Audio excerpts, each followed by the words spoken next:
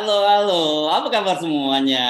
Salam 0%. Ini kelihatannya Kabar 0%. ya, sudah Tidak ada mulai kabar artinya ya, kabarnya 0%. ya, kabarnya 0%. Dan kelihatannya ini Bung Rocky sudah makin banyak kok sekali.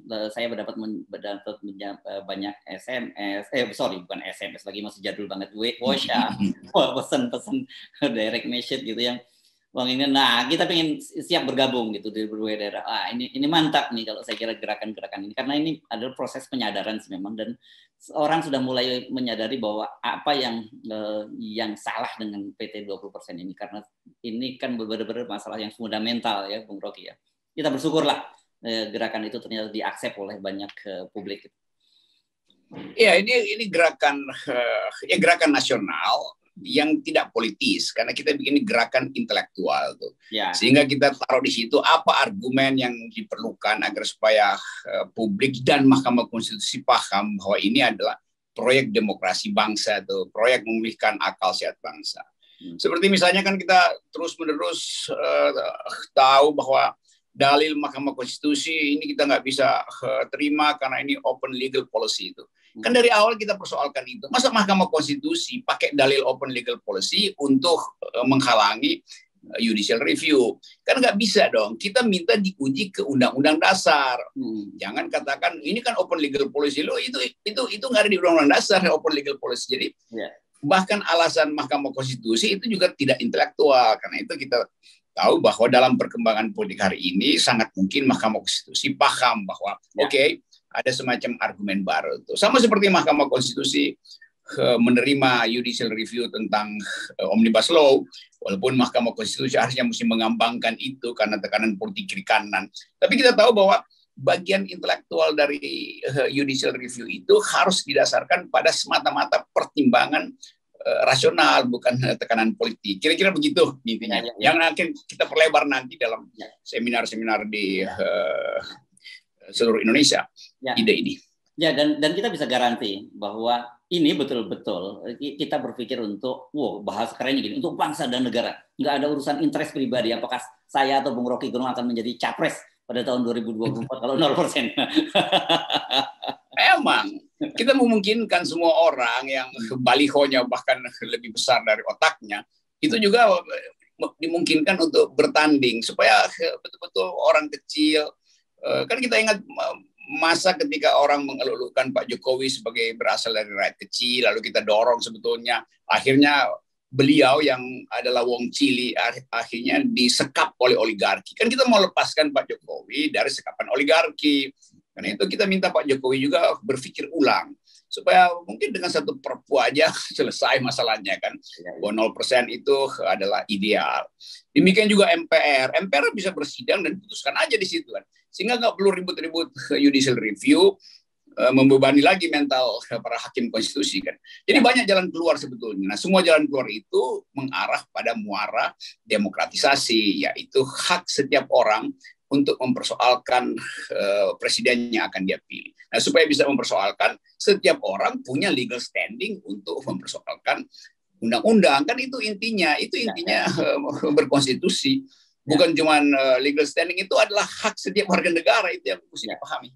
Ya, dan saya gini, kok saya mendengar dari beberapa orang yang mengenal dekat dengan Pak Jokowi itu sangat mempertimbangkan public opinion, gitu ya, Bung Rocky. Jadi artinya ketika publik 0% ini bergulir, itu Pak Jokowi itu cepat atau lambat akan menjadi bagian dari itu.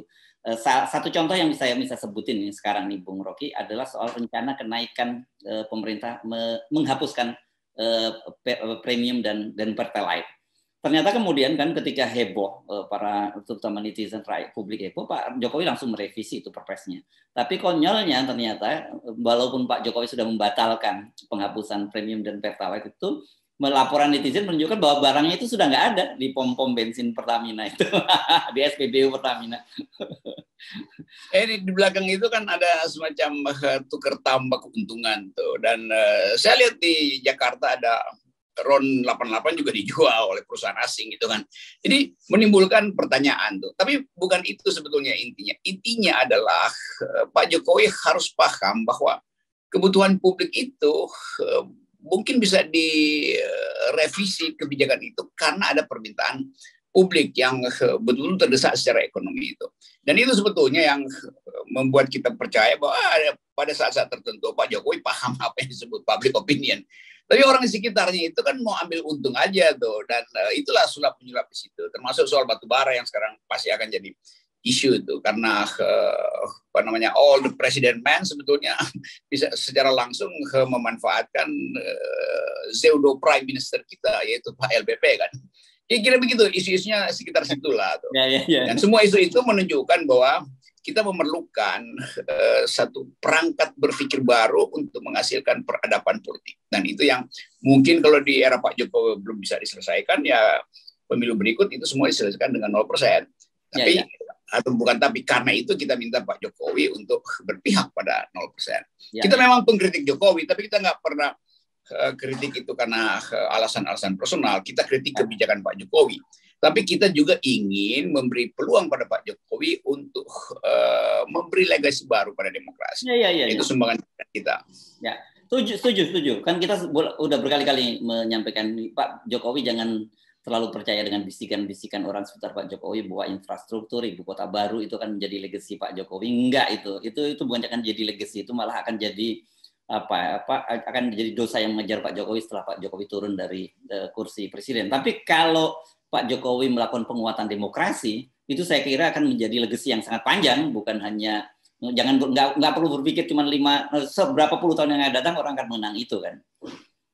Ya, selalu ada sesuatu yang tiba-tiba muncul sebagai ide itu. Saya bayangkan misalnya hari ini setelah Pak Jokowi membaca opini publik, lalu terbit semacam keinginan dia untuk secara jujur mengatakan bahwa demokrasi di era saya itu sebetulnya memburuk, bukan sekedar karena kerjaan menteri-menteri saya yang dungu, kira-kira begitu dalam hati dia ya, ini dalam hati itu. Tapi juga karena ada aturan yang tidak comply dengan ide demokrasi, itu 0%. Itu kan permenungan di malam hari diperlukan oleh Pak Jokowi ketika dia sunyi sendiri itu, lalu muncul ide itu tuh. Nah, itu yang pasti akan menggemparkan sekaligus membanggakan beliau bahwa dia sebetulnya adalah seorang demokrat yang sementara ini walaupun 7 tahun itu lama dikelilingi oleh orang-orang yang nggak paham demokrasi, tapi di ujung pemerintahannya ada harapan untuk demokratisasi, kan begitu. Kira-kira ini kita tunggu siapa lagi yang membuli kita kalau kita kasih ide itu kan. Ya. Oke. Kita ini konstruktif gitu ya. Yang harus kita masukan, kita kasih masukan. Nah, berkaitan dengan ini kan sekarang betapa carut marutnya situasi tadi. Beliau menyatakan perpresnya sudah dibatalkan, direvisi, tapi ternyata barangnya tidak ada. Ini kan saya kira akan, kalau Pak Jokowi nggak menyadari ini, orang akan bilang ini ngibul lagi nih Pak Jokowi, gitu ya, ngomong bikin perpres tapi ternyata barangnya nggak ada. Padahal mungkin Pak Jokowi nggak ngerti soal ini. Begitu juga soal yang Anda tadi sebut soal batubara. Kemarin kan lagi ribut-ribut bahwa akan ada kemungkinan pemadaman 10 juta pelanggan karena PLN krisis batubara. Pak Jokowi kemudian langsung memperingatkan bahwa izin pertambangan yang tidak memenuhi DMO, atau DMO itu domestic market obligation, atau kewajiban untuk menjual ke pasar domestik dengan harga yang sesuai dengan pasar domestik, itu akan dicabut. Nah, tapi kan sebenarnya orang kemudian nggak usah Pak Jokowi nggak usah ribut-ribut deh, nggak usah ngomong pakai ke media, cukup ngomong ke Pak Luhut gitu, karena semua muaranya ke Pak Luhut kan gitu. Iya, itu ketua asosiasinya adalah keponakan Pak Luhut, dirjennya yang bikin surat itu adalah bekas anak buah Pak Luhut. Jadi semuanya gampang sebetulnya diselesaikan. PLN juga, Bro. PLN juga, dirut PLN juga sekarang. Iya, PLN-nya itu adalah wakil dirutnya, yang kemudian jadi dirut adalah orang paling dekat dengan Pak Luhut. Jadi ini soal yang akhirnya orang lihat apa ada ketegangan baru sekarang Pak Luhut dengan Presiden. Kan itu akhirnya kayak yang terjadi kan. Kan itu setiap hari Pak Luhut tuh bisa courtesy call dengan Presiden. Jadi orang menganggap bahwa ada sesuatu yang disebut kalau dalam teori ilmu sosial, persaingan di pucuk para kapitalis. Kan begitu jadinya kan. Tentu saja para pedagang eksportir ini menganggap, loh kan kita udah komit untuk pasok 1 tahun ke depan. Jadi tolonglah pemerintah atur, jangan pemerintah larang justru kan. Kan kalau kontraknya 1 tahun ya kenapa kita bisa penuh itu dalam 1 tahun itu. Nah, mereka paksa PLN dong yang efisien dalam perencanaan supaya kita nggak diganggu ekspor kita. Jadi dari segi teori Marxisme, kita menyebut teori Marxisme, itu persaingan di antara kapitalis. Tapi dari segi kemampuan manajerial seorang pemimpin, betul tadi ya presiden panggil aja kan Pak Luhut tuh supaya beres. Ini udah keburu jadi isu besar itu bahwa ada ketegangan di istana. Ya kita sih senang-senang aja kalau udah ketegangan di istana, itu mempercepat end game. Tapi kita kan berpikir tentang bangsa dan negara. Ya, ini kan gampang sekali ketika Pandu, misalnya Pandu Sarir yang teriak-teriak kenapa ada larangan itu, dan dia menyatakan bahwa pemerintah akan mengalami kerugian karena banyak sekali pajak yang biaya ekspor yang harus diterima pemerintah jadi batal karena pelarangan ini. Sebenarnya kan Pak Luhut tinggal ngasih tahu aja ke ponakannya sendiri, bilang, kau jangan terlalu banyak cari untung kau, Pandu. Kau pikirkan juga bangsa dan negara. Ini kan selesai gitu. Ridwan, masa kau nggak bisa atur sama Pandu? Kau aturlah gitu juga. Darmo, Direktur PLN. Nah, kau baku atur lah itu. Masa kalian anak buahku semua nggak bisa baku atur, kan gitu kan? Yang beginian ini selesai dalam 20 menit di meja makan restoran Jepang sambil makan sushi, itu bisa selesai sebetulnya. Tapi tentu kita lihat juga bahwa memang ketegangan di sana terasa, karena itu mesti ada semacam ide baru. Jadi seluruh basa-basi istana, kekocar-kaciran kebijakan, itu bisa ditutupi dengan satu isu presiden menginginkan perubahan politik karena ada kekacauan segala macam ke depan. Bukan demi saya, gitu kira-kira pidato presiden begitu kan. Bukan demi saya, tapi demi bangsa. Itu saya menginginkan 0%. Selesai nih seluruh hiruk pikuk ini. Semua orang akan disihir kembali pada ide besar, yaitu ini semua adalah akibat dari transaksi politik sepanjang 7 tahun ini. Dan kalau presiden sadar itu, maka kita bisa pulihkan itu. Jadi percakapan-percakapan semacam ini di FNN itu mudah-mudahan dimengerti betul oleh Pak Presiden. Bahwa kita ingin agar supaya perencanaan politik ke depan bisa ditata mulai sekarang dengan melibatkan langsung keterlibatan Presiden Jokowi, karena dia yang punya power, punya instalasi untuk menghidupkan kembali demokrasi. Iya ya, karena ini nggak sederhana soal PLN ini. Kalau sampai betul akan terjadi pemadaman sampai 10 juta pelanggan, ini serius, dan ini dampaknya bisa pada pemerintahan juga sangat buruk ya. Kalau cuman citra bahwa Pak Jokowi disebut bahwa nggak bisa mengendalikan, hanya bisa bicara tapi nggak dilaksanakan oleh anak buahnya, atau nggak bisa mengendalikan anak buahnya, nggak terkendali dan sebagainya, ini saya kira cemen. Tapi kalau sampai kemudian rakyat yang bergerak karena ada 10 juta orang yang mengalami pemadaman, ini kan dampaknya serius. Jadi saya kira ini Pak Jokowi tidak hanya sekedar mengancam, itu harus langsung action. Ya itu kan hitungan itu nanti berat. Kita membayangkan nanti windfall dari pajak-pajak ekspor ini, ekspor ekstraktif ini nggak lagi diperoleh. Padahal kemarin Ibu Sri Mulyani justru bertumpu di situ bahwa pajak kita masuk banyak karena ekspor ekstraktif, ekspor pertambangan. Jadi memang ini memusingkan kepala kita.